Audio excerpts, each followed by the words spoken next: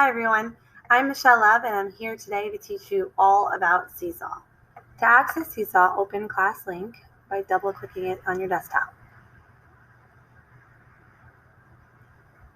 Scroll down until you find the Seesaw app. You can also type it in the search bar on the top. Once I am logged into Seesaw, I will see my name in the upper left-hand corner, and if I click there, I can see a list of classes I am a part of. If you are a part of more than one class, they will be listed here, and you can toggle between them by clicking on each class. Here is the journal page where all the student work is posted, starting with the newest on top and going down to the oldest on the bottom. For each post, you can see which student in your class posted it. You can see the activity that they were responding to and the date that they responded. You can also comment on their work. On the right-hand side of the screen, you can also choose activities by clicking on it. And here you will see activities that are assigned to you by your teacher. On the top in bold is the title of the activity, and here are the directions. You can also choose to play the instructions if that's an option. To respond to the activity, choose Add Response. If at any time you forgot the instructions, you can go back to the instructions by clicking the top View Instructions and reread them. On the right-hand side of the page, you will see that there are multiple pages to this activity that I can toggle between by clicking. I can also minimize this bar by clicking the arrow, and I can get it back by clicking this icon. On the bottom of the screen, you can see that there are various drawing tools, so I can choose between pencil, the marker, the highlighter, the glow pen, and the eraser. When I click on each one, it will give me the option to change the color on the right-hand side. If I click on it again, it will give me the option to change the thickness. So if I want to use the glow pen, if I want it to be thick and I want it to be pink, I can choose those options, and then I could hold down the left side of my mouse to draw, or if it's a touch screen, I can do it right on the screen with my finger. If I don't like what I drew, I can choose the eraser and I can erase it, or I can choose the back arrow at the top of the screen to undo my last actions. On the left-hand side of the screen, there are more tools to choose from. If I want to add text, I could choose the T. I can type. And then if I can click off the box, it will give me the option to now move this around the page by clicking in the center and dragging. I can change the style, the order by clicking those three dots. Here I can change the font. I can add a background. I can change the order by bringing it to the front or the back. I can lock it so it cannot be moved. I can add a link to it, a voice recording. I can duplicate it. I can delete it. If I want to change the color bar is on the right-hand side again, so I can change it to blue. Other options on the left-hand side of the screen are voice recordings, so I can choose the microphone. Be sure to allow your computer access to use the microphone. When I'm ready,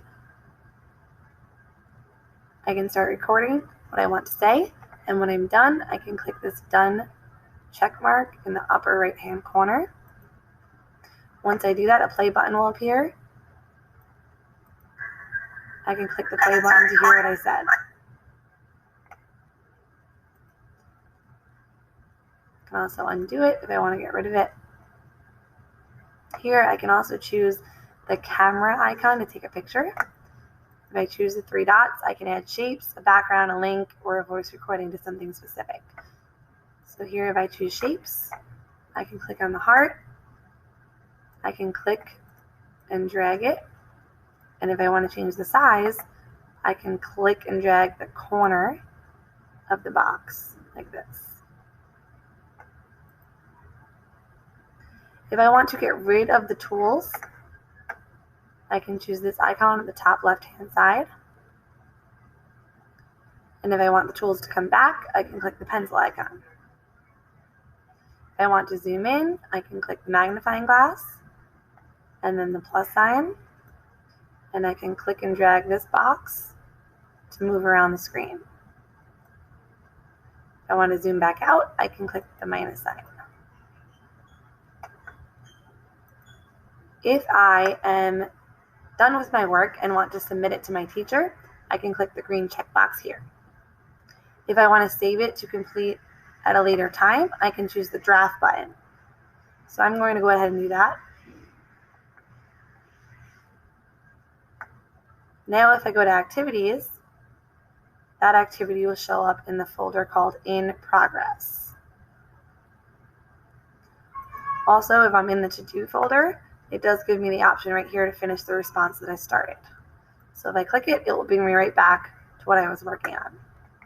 Once I'm ready to submit it to my teacher, I will click the green check.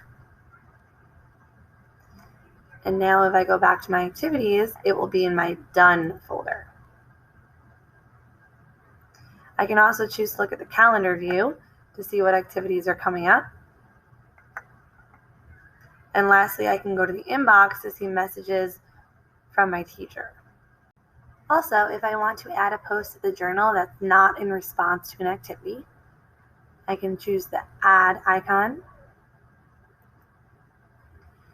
And here it will give me the option to choose what kind of post I would like to make. I can choose to add a photo, a drawing, a video. I can upload a file from my computer. I can add a note, or I can add a link. So if I choose drawing, it gives me a blank space to draw with, which I can submit, save as a draft, or delete using this garbage icon on the top left-hand corner. If I want to type something, I could choose the note icon, and now I could type on what looks like loose leaf paper. Again, I could submit it by choosing the green check, or I could click the back arrow.